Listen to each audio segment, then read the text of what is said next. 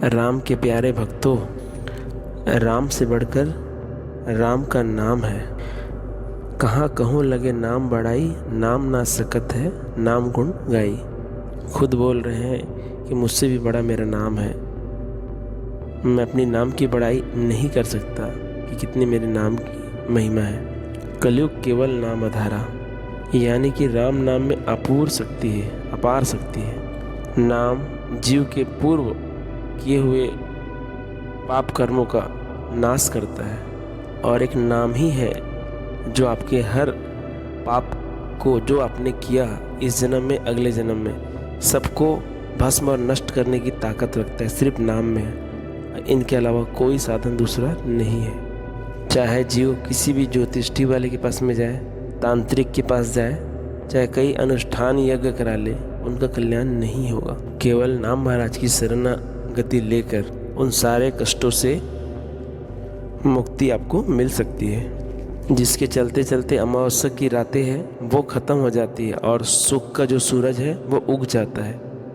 लगातार नाम जप करने से कोई भी कष्ट जीव के पास नहीं पहुंच सकता। और गलती से अगर कष्ट आपके जीवन में आ गया तो जहाँ पे गर्दन कटनी होती है वहाँ पे एक छोटे सा उंगली बस कटेगा और आपके प्रारब्ध नष्ट हो जाएंगे। जीव का भाग्य उदय हो जाता है। जीव की बस यही काम रहे, संसार का कोई भी कार्य करे लेकिन दिल और दिमाग में भगवान का नाम को बसा के रखे। निरंतर नाम चलता रहे तो हर कष्ट से मुक्ति मिलेगी आपको। मानसिक जाप निरंतर चलते रहना ही चाहिए। इसीलिए तो बोलते हैं संत महात्मा लोग, दिल से भगवान को देखो और दिमाग जो भी लगाना है वो संसार पे लगाओ आप। लेकिन कुछ लोग ऐसा ही उल्टा ही करते हैं, दिल संसार पे लगाते हैं और दिमाग भगवान पे लगाते हैं। हमारे सद्गुरु भगवान के पास भगवान ने खुद प्रकट होकर कहा था कि इस कलयुग में सिर्फ मैं नाम की ही समझ में आती है। मुझे जीव नाम से ही पा सकता है और अपना कल्याण कर सकता है। इसका मतलब साफ है कि इस कलयुग में सिर्फ नाम ही है जो आपको तार सकता है और अन्यथा कोई साधन नहीं है। आज जो कथा हम आपको बताने जा रहे हैं उसमें किस तरह ठाकुर जी की मूर्ति मंदिर से चोरी होने के बाद भी वो वापसी मिल गई। यह कलयुग की एक सत्य घटना है। तो चलिए क्या है जान लेते हैं। जय श्री राम दोस्तों, आपका स्वागत है हमारे भक्ति चैनल एक्टिव हनुमान जी पर। इस कथा को श्रवण करने के लिए उन सभी भक्तों से मैं निवेदन करता हूं, जो भक्त नए हैं वह अभी तक हमारे YouTube channel active Hanuman ji को सब्सक्राइब नहीं किया है, उन सभी भक्तों से मैं निवेदन करता हूं कि चैनल को सब्सक्राइब करके बेल आइकन दबा दें, जिससे न्यू वीडियो के नोटिफिकेशन आप सभी भक्तों को समय समय पर मिलते रहे और नाम में कितनी शक्ति है उसका आनंद उठाते रहे। तो चलिए बिना देरी किए राम जी का नाम लेकर कथा को शुरुआत करते हैं। दिलखंड टीकमगढ़ की एक सत्य घटना। एक गाँव है जिसका नाम है बराना। उस बराना गाँव में एक पहाड़ पे एक मंदिर है। उस मंदिर में श्री ठाकुर जी और राधा रानी विराजमान हैं, जिनका मंदिर का नाम है मुरली मनोहर। और ऐसा अद्भुत मंदिर बना है पहाड़ के बीच। उस समय की बात है जब राजा महाराजा रहते थे और ऐसे भी किसी ज़माने में एक टिटिया स्थान से वो जुड़ा हुआ था। इसमें वहाँ पे हनुमानगढ़ी का जो सेवा होता है अयोध्या की, उसी परंपरा में उस मंदिर की सेवा पूजा होती। उस मंदिर की महिमा इतनी थी कि वहाँ पे वृंदावन से संत जो जाते थे 15-15 दिनों तक वहाँ से वापस नहीं आते थे। इतना आनंद था उस मंदिर का। वहाँ की इतनी अद्भुत महिमा थी कि अभी भी अनेक प्रकार की वहाँ पे बेल तुलसी के पौधे हैं और एक बहुत सुंदर वहाँ पे एक जस्ट नीचे में तालाब है। और उसी मंदिर पे एक पुजारी रहते थे जो उस मंदिर की सेवा और देख रेख करते थे। वहाँ के लोग जो है उनको हलकाई महाराज के नाम से जाना करते थे। छोटे से नाटे थे और कमर भी उनकी झुक गई थी। वह पंडित जी उस जगह पे एक ऐसी अद्भुत सेवा करते थे। वह महाराज ठाकुर जी को जो है उड़द का दाल सिलोटी में पीस कर भगवान के लिए रोटी बनाते थे। और वो महाराज मूंग की दाल को ऐसे बराबर जैसे हम पीसते हैं उस तरह बराबर भी पीसा नहीं रहता था, लेकिन इतना स्वाद होता था। वो प्रसाद जब लोग खाते थे तो वाह वाह करते थे। तो वो पंडित जी बोलते थे बाकी लोगों से कि ये पदार्थ का भाव नहीं है, ये विश्वास का भाव है।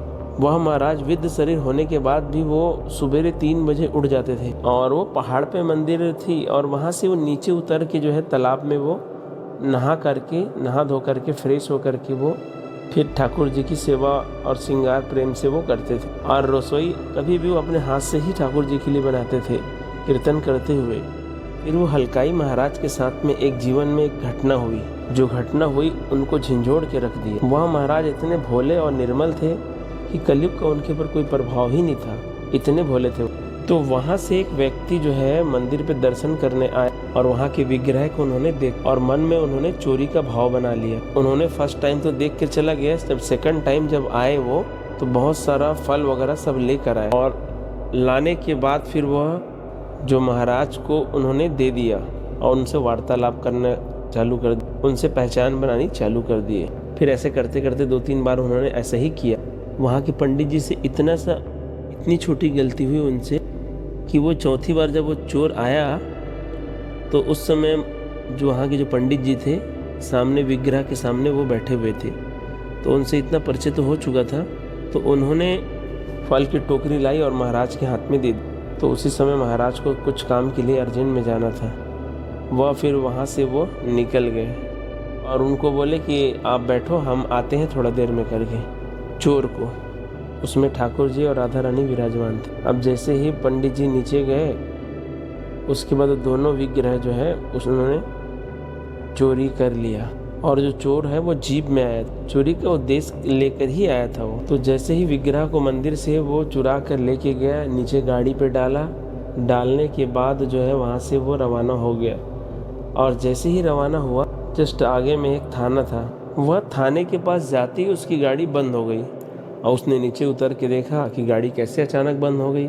गाड़ी का जो बोनट होता है बोनट खोल के भी देखा, उसे कुछ समझ में ही नहीं आ रहा। गाड़ी स्टार्ट करता तो भुर भुर भुर भुर करके बस इतना ही करता और गाड़ी स्टार्ट ही नहीं हो पा रहा था। और वो सहमा हुआ और घबराया हुआ था क्योंकि चोरी किया था ना उसने। तो पुलिस वाले लोग का काम है, वहाँ पे 1-2 पुलिस वाले उसके चेहरे और हाव भाव से देखे कि ये घबरा रहा है, डर रहा है, कुछ ना कुछ पक्का किया होगा।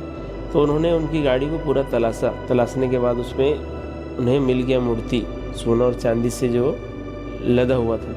उससे पूछताछ करने लगे तो वो घबराया हुआ था, सहमा हुआ था। फटाफट उन्होंने बता दिया कि मैंने यहाँ से चोरी किया था करके। अब पुलिस वाले को मालूम चलने के बाद पुलिस वाले बोले कि ठीक है, हम उसी जगह हम इसे छोड़ देंगे, लेकिन फ़िलहाल तो हमें कुछ लिखना पड़ेगा यहाँ पर।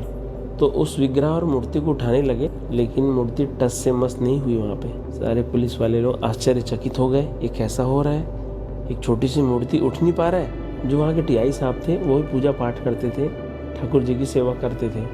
तो उन्होंने अपने तरीके से फिर वहाँ पे पूजा किया और लड्डू का भोग लगाया और हाथ जोड़ के निवेदन किए, हे ठाकुर जी, आप फिलहाल तो हमारे थाने में आप एक बार विराजमान हो जाओ, फिर हम आपको जो है उस मंदिर में छोड़ देंगे जहाँ से ये चोर लाया था।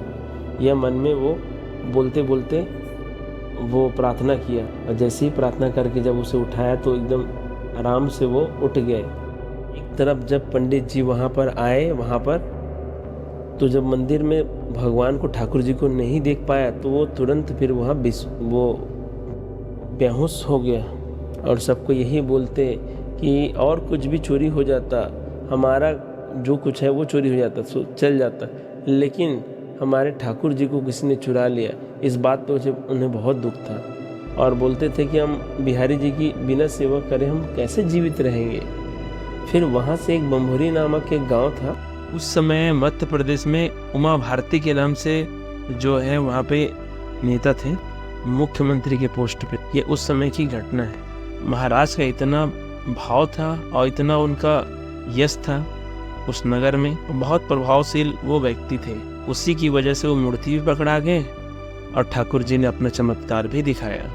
और वह जो है पुलिस वाला जो है फिर बाद में वो मूर्ति लेकर, विग्रह लेकर के उस मंदिर में वो विराजमान करके वो वहाँ से वो चले गए। फिर वहाँ फिर प्राण प्रतिष्ठा फिर उसी जगह पे ठाकुर जी का हुआ, क्योंकि एक बार उस जगह से हट जाने के बाद दोबारा फिर प्राण प्रतिष्ठा करानी पड़ती है।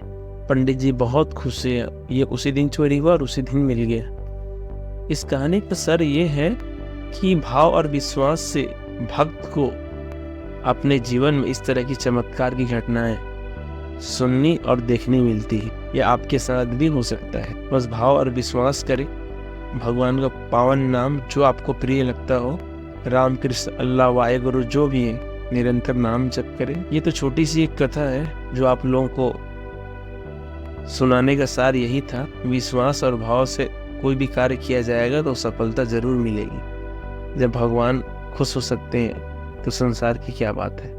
इसीलिए बोला गया है, तब लगी कुशल न जीव को, सपने हो मन विश्राम, जब लगी भजत न राम, शोक धरी तरी काम। दिन में तो बेचैन रहता है, अपने काम धंधे और माया के चक्कर में फंसा रहता है। सभी लोग जब सैया में सोने की बारी आती है तो सपने में भी उनको आराम नहीं मिलता। उनको सपने में भय और डर लगा रहता है, कोई सांप हमें काट रहा है, हम ट्रेन से गिर गए, या हमें 4 आदमी मिलकर मार रहे हैं। अनेक प्रकार के ऐसे मनुष्य सपने दिखते रहते हैं। तो इस श्लोक का यही अर्थ है, मत भूलिएगा, जिससे इस भक्त का मनोबल लगातार बढ़ता रहे और अच्छे प्रेरणादायक वीडियो आपको प्रस्तुत करते रहे। आपसे निवेदन है, अगर आपके पास भी कोई चमत्कार हुआ हो या कोई भी किसी प्रकार का भी अनुभव हो जिससे लगता हो ये साक्षात भगवान की कृपा हुई हो, या कुछ ऐसा घटना हुआ हो और वहाँ से आप बड़ी सरलता से निकल गए, ऐसा कोई भी अनुभव हो तो हमें प्लीज़ आप भेजिएगा, जिससे भटके हुए लोगों का कल्याण हो सके। आप भी इस पुनीत कार्य में अपना सहयोग प्रदान करें, ज़्यादा से ज़्यादा वीडियो को शेयर करें। आपका तो कल्याण होगा ही, क्या पता आपके चलते उनका भी कल्याण हो जाए। अभी तक के लिए इतना ही। मिलते हैं एक नए टॉपिक के साथ। हम जल्द ही एक और श्री राम की महिमा को बताने के लिए चमत्कारी वीडियो के साथ हम वापस आएंगे। तो चलिए सब मिलकर मेरे राजा राम की जयकारा लगाते हैं। जय श्री राम, जय श्री सीताराम, जय जय श्री राम।